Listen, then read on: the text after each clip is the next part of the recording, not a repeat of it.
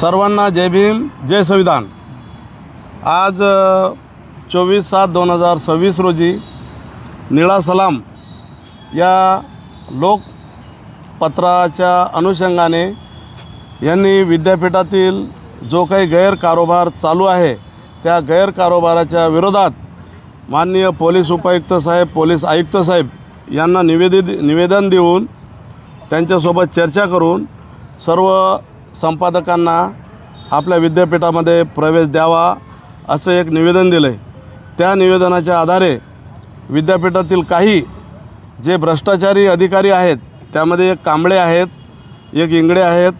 असे बरेचसे अधिकारी जे आहेत ते भ्रष्टाचार करत आहेत आणि त्यांची बातमी छापाव नाही यासाठी निळा सलाम या वृत्तपत्राचे संपादक जे माझे मित्र आहेत समीर वायचळ व प्रमोद कुमार प्रधान साहेब यांनी याला वाचा फोडण्यासाठी पोलीस आयुक्त साहेब यांना निवेदन दिलं की बा देशाचा हा तिसरा स्तंभ आहे, जनतेचा आवाज म्हणजे पत्रकारिता आणि पत्रकारितेला थांबवणं हे गैरकृत्य तिथल्या काही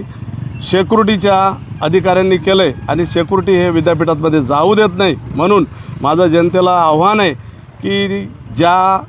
विद्यापीठाच्या अधिकाऱ्यांनी विद्यापीठातील सिक्युरिटीला देशाच्या तिसऱ्या स्तंभाला रोखण्याची कोशिश केली त्याच्यावर कडक कारवाई व्हावी, अन्यथा आम्ही फौजदारी व दिवाणी स्वरूपाचे गुन्हे त्यांच्यावर दाखल करू याची नोंद सर्व विद्यापीठातील अधिकारी यांनी घ्यावी व तात्काळ सर्व पत्रकारांना विद्यापीठात जाण्याची मुभा द्यावी व असा गैरकृत्य करू नये अशी आम्ही त्यांना चेतावणी देतो। माझं नाव ॲडव्होकेट RZ तायडे,